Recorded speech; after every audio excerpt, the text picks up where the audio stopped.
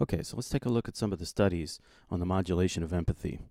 Now remember then, the subjects are going to have their brains scanned while they themselves might undergo pain, in which case we would expect activity in the pain matrix.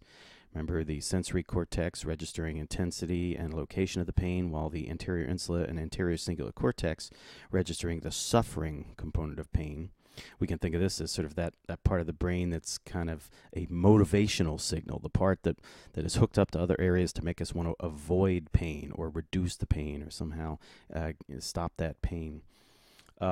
So that's the pain matrix, and so subjects would have their pain matrix mapped out by giving them pain, but then they're going to be watching other people undergo pain. So notice then the design of an empathy study is to see what factors might modulate the pain response in people who are simply watching other people undergo pain. Well, here are some of the stimuli used in these studies.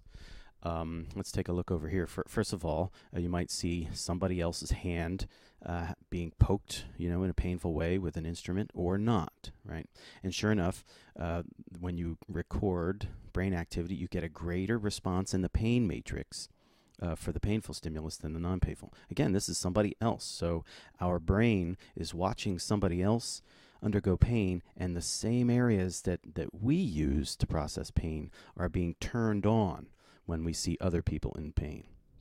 And this is that empathic response, right? We are empathizing in the sense that we ourselves are now experiencing some element of the pain of another. And especially these areas, the anterior cingulate cortex and the anterior insula, show activity here. Remember, that was the suffering part. So when we see somebody else undergoing painful stimulus, it's kind of like we feel the suffering too. Of course, this can be done with cartoons or also sort of real pictures as well. I'll get to the pictures here in a second. Take a look at this study up here was comparing facial expressions. So here we see a facial expression of acute pain, and here we see chronic pain, right, this facial expression. And there was a greater pain matrix response, a greater empathic pain response in subjects for the acute pain compared to the chronic pain. Now, why the difference between two hands in the picture versus one hand?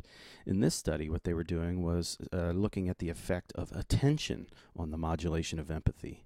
So again, we have a painful picture, non-painful, painful, non-painful. But in some of the trials, they would just have people, instead of focusing on the what's happening in the scene, they would just ask them to count how many hands were in the picture. So 2 hands here, 1 hand here, 2 hands here, 1 hand here. And what they found is that when your attention is directed on counting the number of hands, the empathy response decreases. So you can be looking at somebody else undergoing a painful procedure, but if you're counting the hands, you see reduced activity in the pain matrix, right? So when we draw attention away from the pain that another is undergoing, we see a reduced empathy response. So that's an example of how a distraction can modulate empathy. Other studies have looked at what about who this person is who might be undergoing the pain. And early studies showed that if this person is a loved one, for example, there's an increased empathy response for their pain compared to if the person is a stranger. More recent research, though, has found even if you just sort of like the person, and they could still be a stranger, but if you just have a liking, if you report that they are a likable person, there's a greater empathy response to their pain than if you report that you don't like them as much or you are neutral about that person. Here's another example of modulation. In this study, they were looking at empathy and whether it would be different for in-group members versus out-group members. So Caucasians and Chinese subjects were put in the scanners, and say for the Caucasian subjects, they would either see an in-group member either getting a painful procedure or non-painful, or an out-group member getting a painful or non-painful. And if we look down here, the blue bars are the Caucasian face, and notice ACC is the anterior cingulate. The red would be the Chinese face, the blue is the Caucasian face. Notice for the anterior cingulate, the For the Chinese face, when the Caucasian person was watching the Chinese face get the painful stimulus, very little activity. But when the Caucasian person was watching a Caucasian subject get the painful stimulus, greater activity. Right. Now the same happened for the Chinese subjects. So again, the red bars are the Chinese, blue bars Caucasian here. In the anterior cingulate cortex, recall, that's one aspect of our pain matrix here, one of the suffering components of the pain processing. So for Chinese subjects, when the Chinese face, when an in-group member received pain, much greater activity in the pain matrix than when a Caucasian face was pictured undergoing the painful procedure. So again, it doesn't matter where you're from, but it seems the results here indicate that we have a greater empathy response for in-group members that are undergoing painful procedures than out-group members. And one final example, very interesting example here, what the researchers did was they had subjects observe players. They themselves would play these different economic games with others, and some of the players, some of the other players were either fair players or unfair players in an economic game. And then the subjects would watch as either fair players or unfair players were given painful stimuli. And we see here the pink bars here is the data for women in the study, and the blue bar is the data for the men. So the higher the bar here would be the greater the activity in the pain matrix as the subject was watching another person get a painful procedure. For example, take a look for the women here. When a fair player was receiving pain, there was a larger response in the pain matrix of the subject than when an unfair player was receiving pain.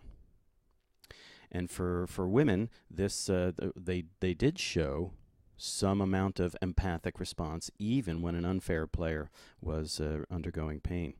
For men, there was a reduced level of activity for the unfair player. They too showed empathic pain response when the fair player was receiving pain, but a significantly reduced empathic pain response when an unfair player received pain.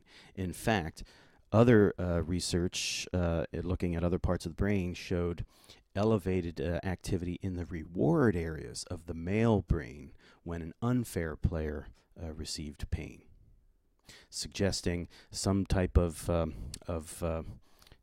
positive response, right? A rewarding feeling when unfair players are being, in this case, sort of punished with pain.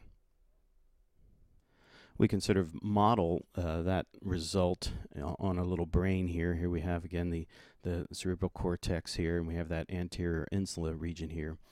And maybe this brain, this person, is watching some other person undergo a painful stimulus. But if they are an unfair player, right, so we just played against this person and the subject here has judged this person to be unfair, or maybe they're just an out-group member, like in the case of the Caucasian Chinese study. The idea is that our evaluation of that person can be inhibiting, right, the empathic pain response. And we would then sort of describe this then as a lack of empathy, right? We're not generating that empathic pain response when we see another person undergoing pain. Why is that? Because our evaluation of that person is inhibiting the empathy. And in fact, in the case of the men, there was evidence of that dopamine reward system, the one we saw sort of activated in teenage brains when they're around their peers, and it made sort of risky behavior more inviting. More rewarding.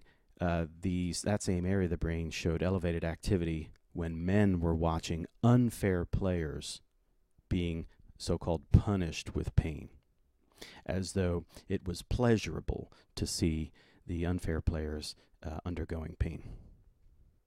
So these studies then show how empathy, while if the mirror system is involved and we thought of that as an automatic system, that doesn't mean we empathize all the time, just like we don't imitate all the time. We have other brain systems that can inhibit the output of our empathy, can inhibit the feeling of empathy, of somebody else's pain. And two of the things that we've shown here is a judgment of fairness of somebody can inhibit empathy, and just simply being a member of an outgroup can inhibit the empathic pain response.